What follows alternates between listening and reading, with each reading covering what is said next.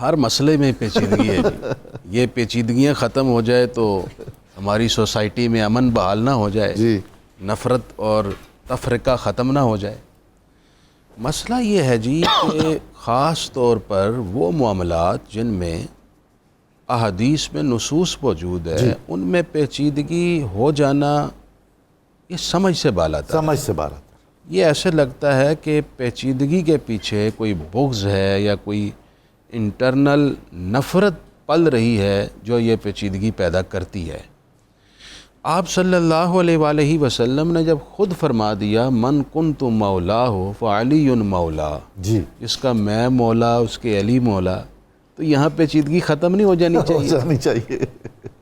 کوئی مسئلہ باقی نہیں رہنا چاہیے. جی ہاں. آپ کسی بھی معنی میں لیں, وہ کہتے ہیں اس کا یہ معنی ہے, کوئی کہتا ہے یہ, آپ کسی بھی معنی میں لینا چاہتے ہیں آپ انہیں مولا کہہ لیجئے. ہم کہتے ہیں اس معنی میں کہ وہ ہمارے محبوب ہیں, ہمارے آقا ہیں, ہمارے سردار ہیں, ہمارے دل و نگاہ کے مرکز ہیں, ہماری روحوں کا مرجع ہیں, ہماری دھڑکنوں میں ان کی محبت کی خوشبو موجود ہے. سبحان اللہ مفتی صاحب. ہم اپنے اس محبوب کو کہتے ہیں مولا. اللہ اللہ. جو رسول اللہ کو محبوب سمجھتا ہے وہ حضرت علی کو بھی محبوب سمجھے گا, وگرنہ اس کو اپنے ایمان کی فکر کرنی چاہیے. دوسری بات فرمائی آپ نے کہ اس مولا کا معنی کیا ہے. مولا کا معنی محبوب ہے, آقا ہے, سردار ہے, ان تمام معنی میں, اور ایک معنی مولا کا مددگار بھی. ہم مولا علی کو ان کی حیات میں بھی مددگار سمجھتے ہیں, ان کے وصال کے بعد آج بھی انہیں اللہ کے عطا اور اذن سے مددگار سمجھتے ہیں. سبحان اللہ. حضرت علی مشکل کشا ہے, ان کی مشکل کشائی میں کیسے شک ہو سکتا ہے جب کہ یہ دین تو ہر مسلمان کو مشکل کشا ہونے کا حکم دیتا ہے. کیا بات ہے. ہر آدمی کو مشکل کشا ہونا چاہیے. مشکل کشا کا مطلب یہ ہے کہ آپ کسی شخص کو مصیبت میں مبتلا دیکھیں تو اس کی مدد کریں. کسی بیمار کو دیکھیں اس کو ہاسپٹل لے جائیں. آپ ڈاکٹر ہیں, اس کا علاج کر دیں. تو آپ کو کسی نہ کسی نوعیت سے ہر آدمی کی کوئی تکلیف نظر آتی ہے تو آپ مدد کر کے اس کی تکلیف دور کریں. اسی کو مشکل کشا ہی کہتے ہیں. اور آپ کو مشکل کشا کہا جائے گا. دین تو ہر ایک کو مشکل کشا کہنے کا حکم دیتا ہے.